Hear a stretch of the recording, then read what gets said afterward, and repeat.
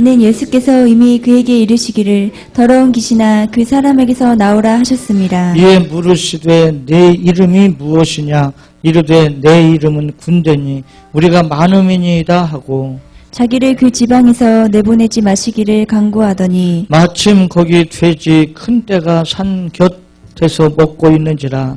이에 간구하여 이르되 우리를 돼지에게로 보내어 들어가게 하소서 하니 허락하신데 더러운 귀신들이 나와서 돼지에게로 들어가매 거의 2,000마리 되는 떼가 바다를 향하여 비탈로 내리달아 바다에서 몰사하거늘 치던 사람들이 도망하여 읍내와 여러 마을에 말하니 사람들이 어떻게 되었는지를 보러 와서 예수께 이르러 그 귀신 들렸던 자 곧 군대 귀신 집혔던 자가 옷을 입고 정신이 온전하여 앉은 것을 보고 두려워하더라. 이에 귀신 들렸던 자가 당한 것과 돼지의 일을 본 자들이 그들에게 알림해 그들이 예수께 그 지방에서 떠나시기를 간구하더라. 예수께서 배에 오르실 때에 귀신 들렸던 사람이 함께 있기를 간구하였으나 2절 같이 읽습니다. 허락하지 아니하시고 그에게 이르시되 집으로 돌아가 주께서 내게 어떻게 큰 일을 행하사 너를 불쌍히 여기신 것을 네 가족에게 알리라 하시니 그가 가서 예수께서 자기에게 어떻게 큰 일을 행하셨는지를 대가볼리에 전파하니 모든 사람이 놀랍게 여기더라. 아멘. 마가복음 5장 1절부터 20절 같이 읽었습니다. 오늘 제목은 정신분열증의 증상이다. 이거 굉장히 중요한 내용이에요. 우리가 무슨 의사는 아니지만 우리는 그리스도인으로서 세상에 빛이 돼야 되고 사람들을 이끌어가야 될 사람들인 줄 믿습니다. 사람들을 이끌어가려면 사람을 알아야 되잖아요. 사람을 모르고 사람을 이끌어간다는 것은 되지도 않고 좀 힘든 일이죠. 사람을 알고 나면 그렇게 어려운 것도 아니에요. 그래서 우리는 성경을 통해서 사람을 알아야 될 줄 믿습니다. 그 중에 오늘은 지금 우리 사회가요, 이 정신분열증, 정신적 질병으로 시달리는 사람들이 엄청 많습니다. 점점 많아져요.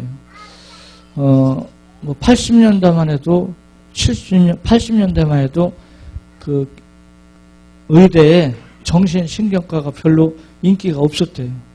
근데 90년 중반 들어서면서 2000년대 되면서는 지금은 의대에서 가장 인기 있는 과가 정신신경과라는 거예요. 그만큼 정신 쪽에 환자가 많아진다는 거죠. 그만큼. 그래서 오늘 우리는 이제 앞으로 몇 주 동안 이 정신적인 문제에 대한 메시지를 같이 나누겠는데요.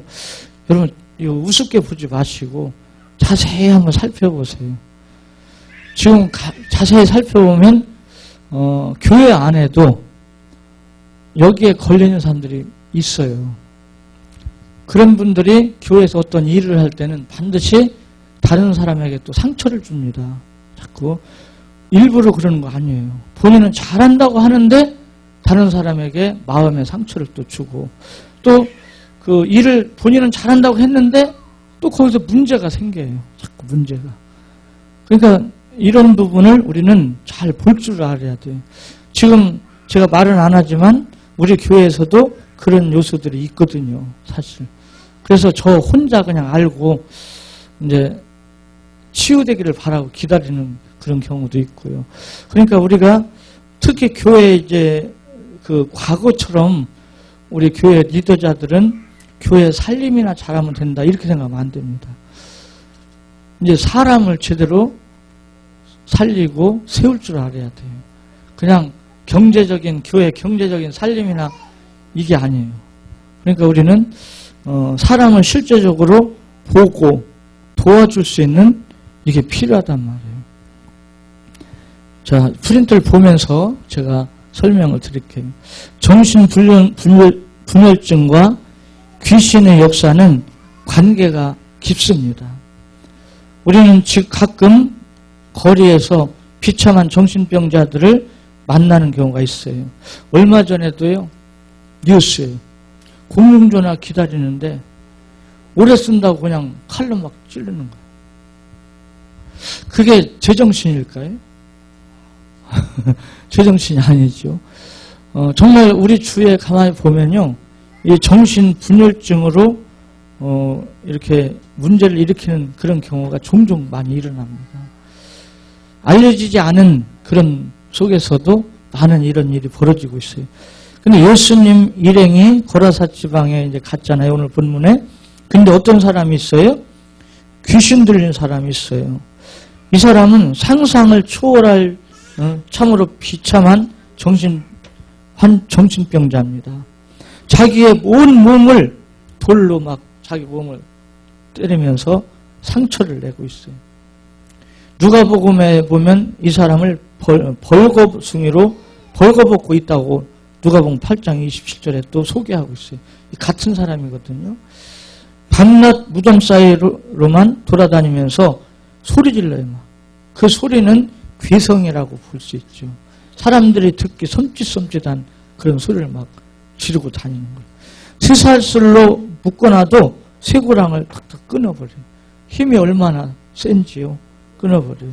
근데 이제 다음에 또 나오겠지만요, 이 귀신 들린 것은 겉으로 드러나는, 눈에 띄는 것은 오히려 나서요. 근데 눈에 겉으로 드러나지도 않으면서 귀신한테 끌려다니는 사람도 있어요. 음성적인. 이게 더 골치 아픈 거예요. 겉보기에는 멀쩡하거든요. 그러니까 더 힘들고 어려워요. 우리는 이제 이런 내용을 공부하고 나면 분별력이 생겨요. 아, 저거 그렇구나. 이렇게 분별력이. 이것이 은혜인 줄 믿습니다. 첫째, 정신이 귀신한테 잡히면 어떻게 돼요? 정신이 파괴된다고 그래요. 예수님께서 그를 향하여 내 이름이 뭐냐? 그러니까 뭐라고 그래요? 내 이름은 정명입니다. 이렇게 안 하고 내 이름은 군대래, 군대. 그러니까 2,000마리 되는 귀신이 들어온 거예요. 2,000마리 되는 돼지떼로 들어갔잖아요. 2,000마리나 되는 귀신이 이 사람에게 들어오니까 쇠고랑으로 매도 쇠사슬로 매도 뚝뚝 다 끊어버려요. 힘이 얼마나 센지요. 또 그러니까 교회에서는요, 귀신 들린 사람 쫓아낸다고 이거 조심해야 돼요. 그렇죠. 그러니까 우리가 이런 것을 조심해야 돼요. 모르면 당한다니까요. 알고서 우리가 이제 사역을 해야죠.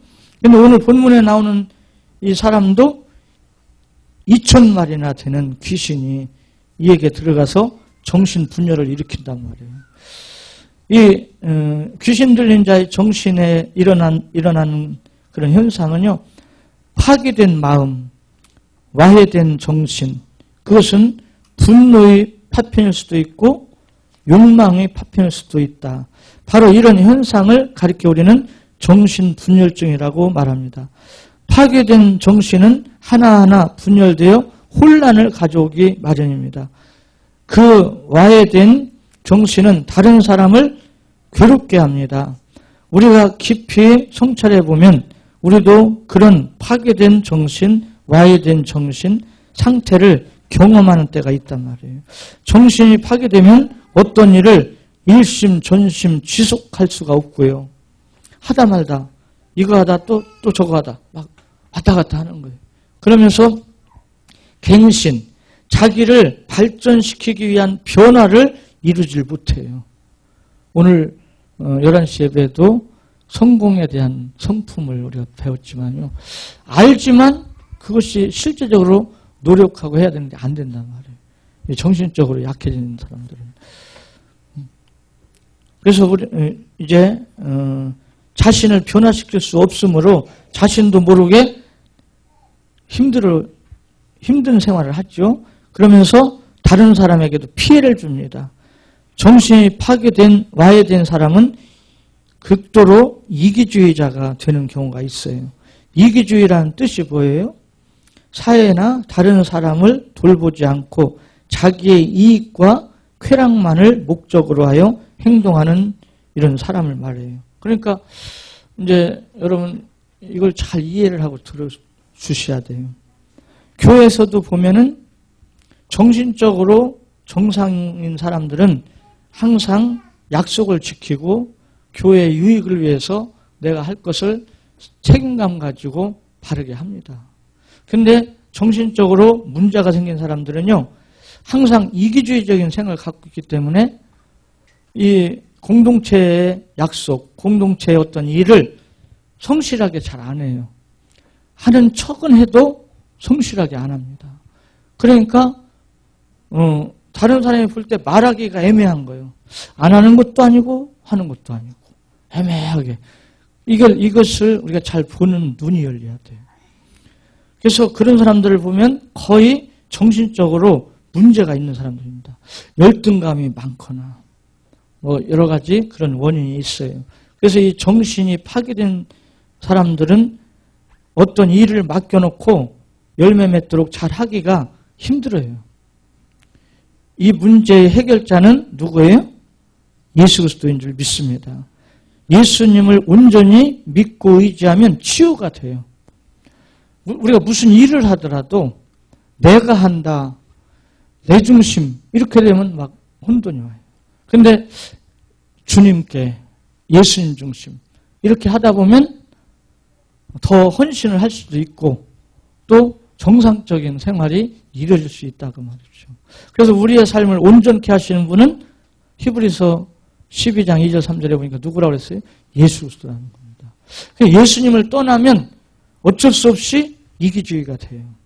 그래서 자기 편한 대로 해석하고 생각하고 행동한단 말이에요. 그건 정신적으로 정상은 아닙니다. 우리가 잘 살펴봐야 돼요. 두 번째, 오늘 본문에 보면 완강히 예수님을 거절하잖아요. 이 귀신 들리는 자는 예수님을 대면하자마자 예수여 나와 당신이 무슨 상관이 있습니까? 원하건대 하나님 앞에 맹세하고 나를 괴롭히지 말아요. 그러니까 이 귀신도 하나님 알아요, 몰라요? 알아요. 그래서 야고보서에 보면 영혼 없는 몸이 죽음까지 행함이 없는 믿음은 죽었다. 귀신도 예수를 알고 있다고 했어요. 그러니까 행함이 없는 믿음이란 말은 그건 귀신도 갖고 있는 믿음이라는 거예요. 그런 것은. 그러니까 우리가 정신 바짝 차리고 행함이 있는 믿음으로 열매 맺어야 될 줄 믿습니다. 심리학자인 칼 A. 멜링커 박사는 정신병 환자의 잠재의식 가운데는 자기 병의 치료를 거부하는 강인한 욕구가 도사리고 있다는 거죠. 왜 그러냐면 환자는 자기 병이 치료되기를 원한다고 말은 하는데 실제는 무의식 중에 거부하고 있다는 거예요. 왜요? 이 저항이 일어나는 거죠. 왜? 정신적인 병은요, 대개 안 좋은 나쁜 환경, 잘못된 인간관계, 열등감 이런 데서 생겨나거든요.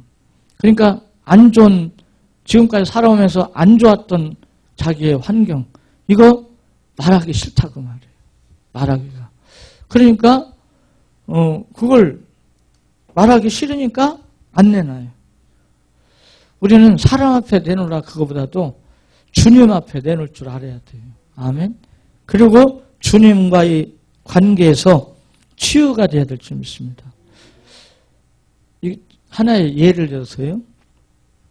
저 같은 경우 제가 한 가지 치유받은 게 있어요. 뭐냐면 제가 가난한 집에서 컸거든요. 가난하게 살았거든요.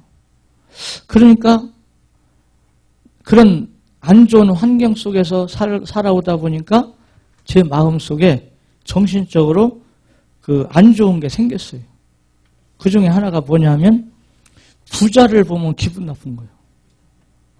부자 보면 기분 나쁘고 부자가 이렇게 미워요. 이건 정상이에요, 비정상이에요? 비정상이에요.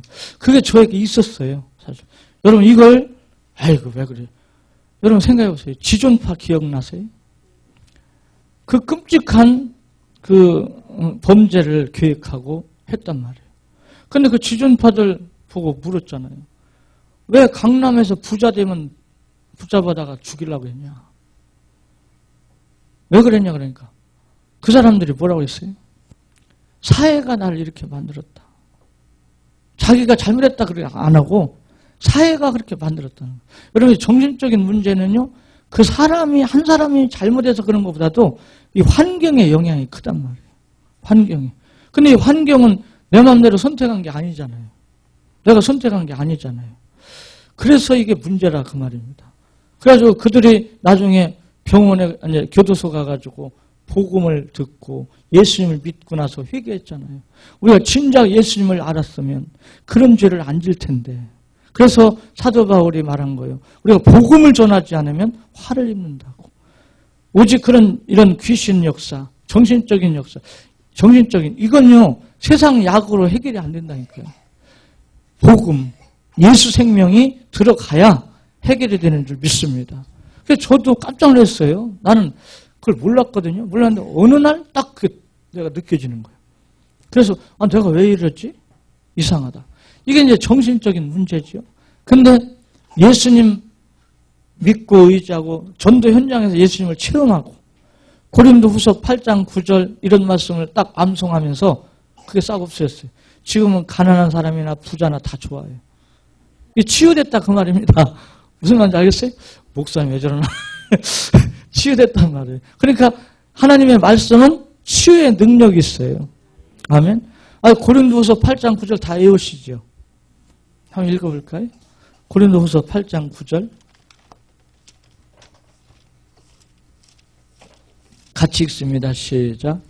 우리 주 예수 그리스도의 은혜를 너희가 알거니와 부요하신 이로써 너희를 위하여 가난하게 되심은 그의 가난함으로 말미암아 너희를 부요하게 하려 하심이라. 예. 이 말씀을 암송하고 기도하니까 지금까지 제가 가난했던 거 싹 잊어버리게 되고요. 이제 나는 어떻게 될 거니까? 부유하게 될 거니까. 왜? 내 가난을 누가 담당하셨어요? 예수님께서 담당하셨으니까. 믿으면 될 줄 믿습니다. 그래서 우리 동신교회 성도님들은 다 이제 지금 혹시 현재는 어렵다 할지라도 걱정하지 마시고 이 말씀을 믿으시고 기도하세요. 주님이 나의 가난은 담당하셨습니다. 나는 부유하게 될 줄 믿습니다. 자꾸 이렇게 믿음을 고백하세요. 그러면 하나님께서 그 믿음을, 그 고백을 들으시고 하나님 귀에 들리는 대로 해주신다 했으니까. 아멘. 믿으시기 바랍니다. 지금은 저는 이제 부자 안 미워요. 다 좋아요. 왜? 치유된 줄 믿습니다. 이게 이제 하나의 예를 말씀드렸는데요. 사람은 누구나 다 이 정신이 어느 부분에서 파괴된 요소들이 있어요. 그걸 몰라서 그렇죠. 그걸 잘 분석해보면 그런 요소들이 있단 말이에요. 그걸 빨리 알아서 주님 붙잡고 치료받아야 돼요. 아멘. 주님 붙잡고. 사도행전 3장 16절 같이 읽습니다. 그 이름을 믿음으로 그 이름이 너희가 보고하는 이 사람을 성하게 하였나니 예수로 말미암아 난 믿음이 너희 모든 사람 앞에서 이같이 완전히 낫게 하였느니라. 예, 여러분 다른 게 아니에요. 예수로 말미암아 난 믿음. 예수 그리스도 그 이름이 우리의 정신적인 문제도 치유해 줄 줄 믿습니다. 할렐루야. 세 번째는 이 정신 분열이 생기면 자신을 비참하게 만든단 말이에요. 예수님은 더러운 귀신이라고 오늘 본문에 말씀하고 있잖아요. 귀신 들리면 자신의 생활을 더럽게 만든단 말이에요. 또한 자신의 몸을 상하게 하고 벌거숭이로 무덤 사이에서 돌로 자신을 몸에 상처를 내잖아요. 사람마다 어떤 열등감이나 자포자기에 빠지게 되면 자기 학대 증세를 나타내게 돼요. 그래서 자살하고 그러는 거잖아요. 그러나 본문의 귀신 들린 자의 행동은 단순한 자기 학대 증세 이상의 것에 해당되죠.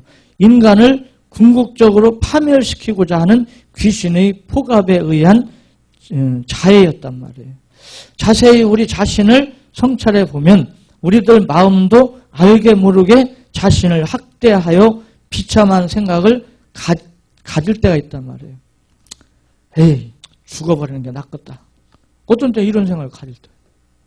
놀란 것은요, 목회자들 중에도 막 이런 말을 하는 사람들이 무심코 그냥, 에이, 때려쳐버려야지.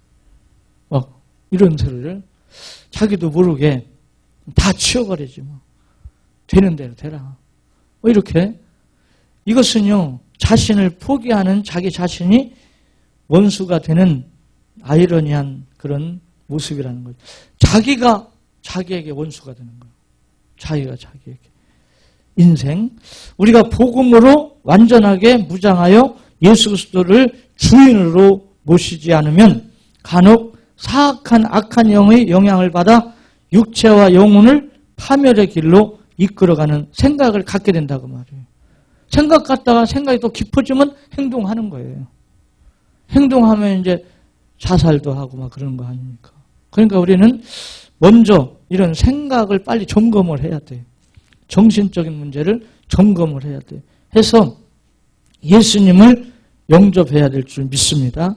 정신분열증의 증상은 크게 겉으로 드러나 다른 사람들이 눈에 띄면서 문제를 야기시키는 양성 증상이 있고요. 겉으로 드러나 문제를 야기시키지는 않으나 일상적인 정상 기능에 결핍이 있어 결국 자신의 생활에 문제가 되는 음성 증상이 있다고 말해요. 음성 증상. 그래서 이런 부분들을 우리는 잘 살펴봐야 돼요. 지금은 이제 정신병원이 많아서 마을에서 조금 겉으로 양성적으로 드러난 정신 그 분열증 환자들은 이제 정신병원에 수용하고 그러잖아요. 근데 우리가 어릴 때만 해도요, 시골 가면 한 마을에 한 명씩 꼭 있었어요. 여름에 막 오바 입고 다니고, 겨울에 벗고 다니고, 막 이상하게 하고 다니는 그런 사람들이 시골 다니며 보면요, 한 마을에 꼭 하나씩 있었어요.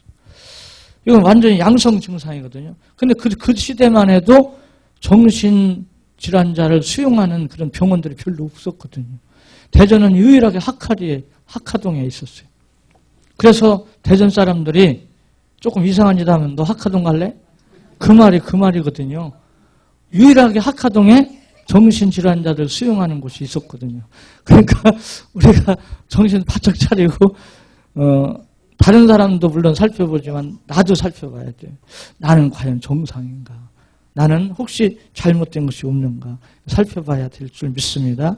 네 번째, 정신분열증의 양성 증상은 환각, 지각 영역에서의 이상 증상이 나타납니다. 환청, 소리가 나지 않는데 소리를 들어요. 뭔 소리가 들린다는 거예요. 환시는 다른 사람은 못 보는데 보인대. 환시. 또 환후, 다른 사람은 냄새를 못 맡아. 근데 뭔 냄새가 난대요, 자꾸. 다른 사람은 못 맡는데 본인만 혼자만 맡아, 뭔 냄새를. 그 다음에 환촉, 없는데 자꾸 뭐가 닿는다고 느낀단 말이에요. 뭐가 닿는다고.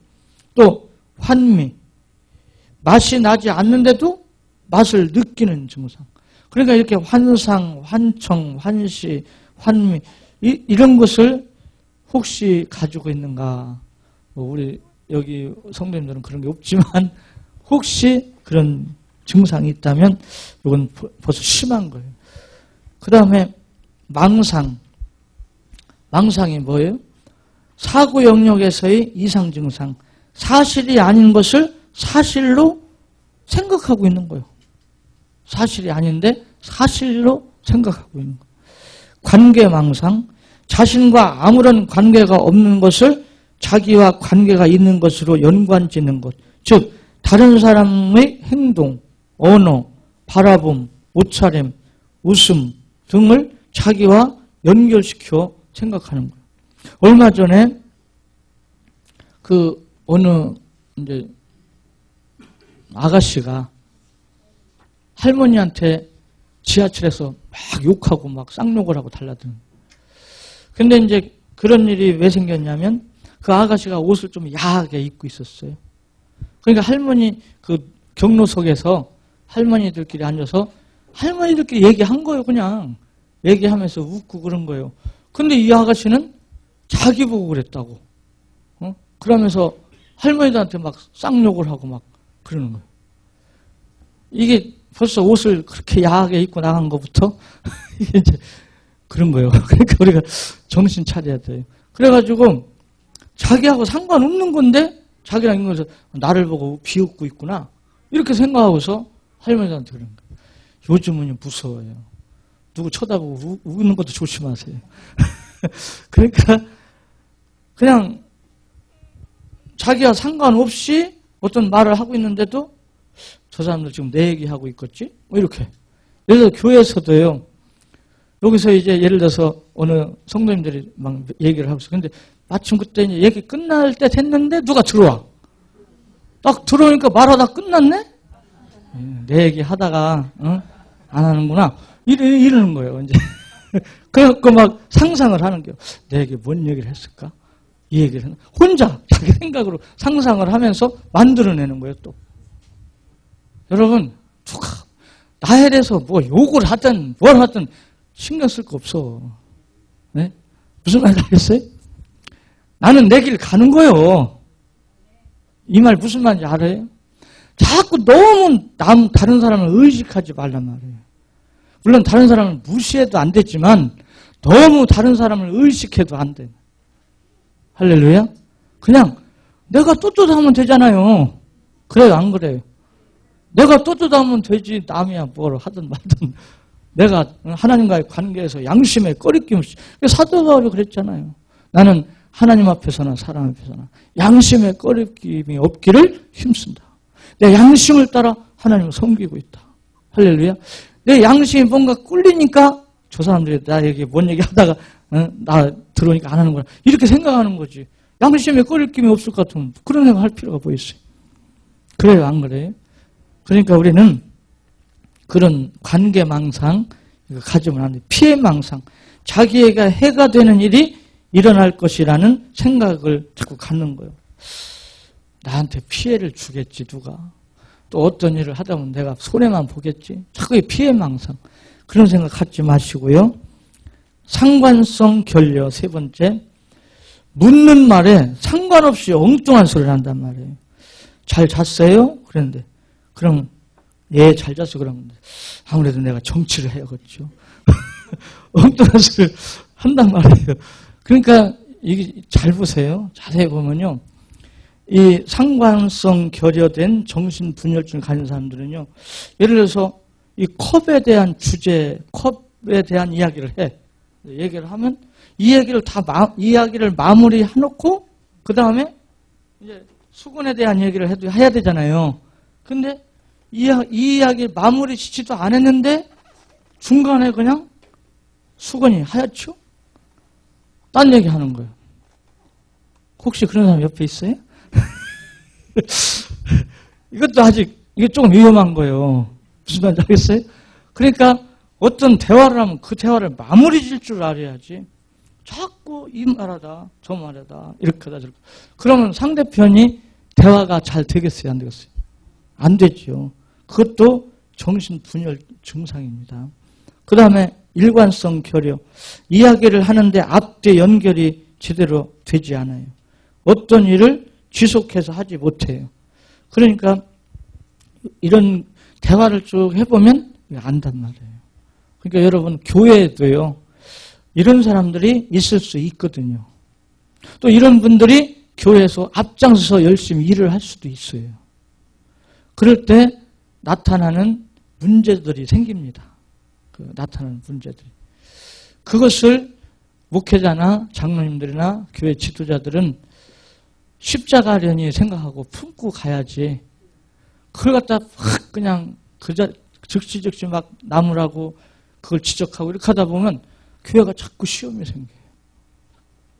무슨 말인지 알겠죠?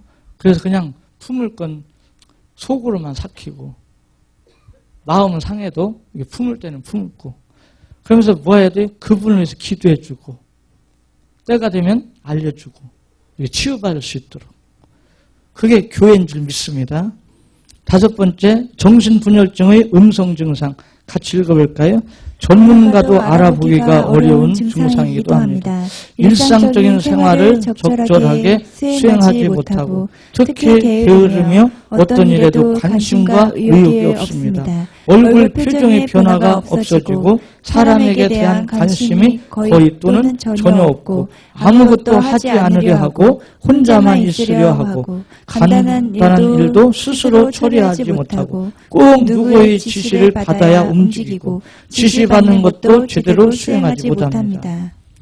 잘 보세요. 그래서 저는요. 이제 이런 메시지를 준비하면서 제가 생각한 게 있어요.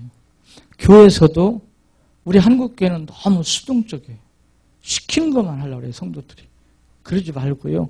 교회 안에서도 기도하면서 내가 찾아서 할 수 있는 걸 하고, 이제 하나님과의 관계가 맺어지는 분들은 스스로 창조적으로 기도하면서 일을 해나가 버릇해야 돼요. 오늘날 목사님들이 스트레스를 많이 받고 속병이 많이 생긴 건요.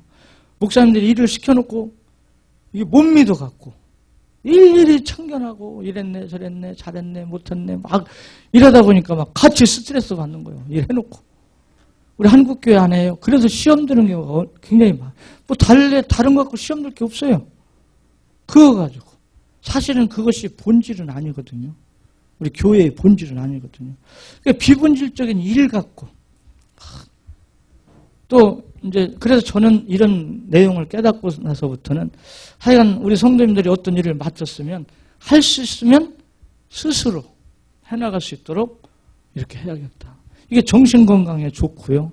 하나님과의 관계에도 축복이 되고 본인도 삶의 향상이 될 줄 믿으시기 바랍니다. 제가 무관심해서 간섭하지 않고 그런 게 아니라요. 저 이런 걸 알고 있기 때문에 주로 그렇게 하려고 그래요. 그래서 우리 예를 들어 성가대도 우리 송선희 집사님이 지휘를 하며 이끌어 간단 말이에요. 그러면은 오늘 누구누구 왜 빠졌냐 어쨌냐 이걸 목사가 일일이 자꾸 잔소리하면서 하면 아마 우리 선희 집사님도 승질나서 못 할 거예요. 안 한다고. 근데 일단 맡겼으니까 2명이 서든 5명이 서든 하는 거예요 그냥. 그러면서 스스로 성가대원들끼리 사명감을 가지고 할렐루야 이렇게 하다 보면 하나님은 보고 계셔요. 목사가 일일이 시켜서 하는 거하고 자원하는 마음으로 스스로 기쁨으로 사명감 갖고 하는 거하고 그걸 다르거든요. 그걸 보고 계셔요. 오늘날 저는 그걸 느꼈어요. 목사님들이 성도들의 축복을 맡고 있구나. 성경에 보니까 스스로 자원해서 하는 것이 복이라는 거예요. 근데 목사가 일일이 시켜갖고 하는 건 복이 안 된대요. 물론 목사가 안 시킨다는 건 아니지만 전체적인 건 딱 시키죠. 그러나 구체적으로 추진해 나가는 건 스스로 자원해서 할 때 그게 복이 된다는 거예요. 성경을 연구하다 보니까 그렇게 깨달아지더라고요. 그래서 우리 동신교회는 웬만하면 제가 말을 안 하려고 그래요. 스스로 이렇게 잘 해나갈 수 있도록. 할렐루야. 그래서 우리 모두 다 주인의식을 가지고 아멘. 왜 아멘도 안 하지? 주인의식을 가지고 이 교회 일, 주의 일을 해나가야 될 줄 믿습니다. 근데 이상하게 내가 다른 사람에게 관심도 안 가고 얼굴도 웃는 건지 우는 건지 표정도 없어지고 자꾸 아무것도 하기 싫어지고 그러거든. 아, 내가 지금 정신분열증 음성 증상이 들어왔구나. 이걸 아시고 빨리 정신 차려야 돼. 무슨 말인지 알죠? 빨리 정신 차려야 돼. 6번째, 정신분열증의 초기 증상. 정신분열증은 초기 증상이 수개월에서 수년 동안 잠복해 있다. 음성으로 시작해서 양성으로 나타난다는 말입니다. 초기에 치유하는 것이 좋지요. 초기 증상 1 같이 읽어볼까요? 세면, 목욕, 청소를 잘하지 않습니다. 네, 저도 사모님한테 이거 갖고만 혼나요. 청소 잘 안 한다고. 초기 증상 같다고. 2번째 같이 읽을까요? 외모에 관심이 없고 자기를 가꾸지 못합니다. 예, 우리는요, 이 세상에 살면서 다음 오후 예배 때 제가 영상 하나 보여드릴게요. 여러분, 우리 외모도 무시하면 안 돼요. 이 외적으로 가꾸는 거, 그 머리 스타일은 어떻게 하고, 옷은 어떤 옷을 입고, 이것도 무시하면 안 돼요. 왜? 우리는 사람들과의 관계 속에서 사니까, 사람은 마음을 봐요? 외모를 먼저 봐요? 외모를 봐요. 특히 한국 사람들은요, 3, 4초 만에 그 사람에 대한 선입견을 딱 갖는다는 거예요. 그게 바뀌는 데는요, 46시간이 필요하대요. 그게 바뀌는데. 그러니까 첫인상을 어떻게 보여주느냐. 이게 굉장히 중요하거든요. 그 다음에 3번째 같이 읽을까요? 수면 시간이 불규칙하고 때로는 밤낮이 바뀌어 생활합니다. 예. 혹시 밤낮, 잠자는 거 바뀐 사람 있어요? 잘 좀 살펴보세요.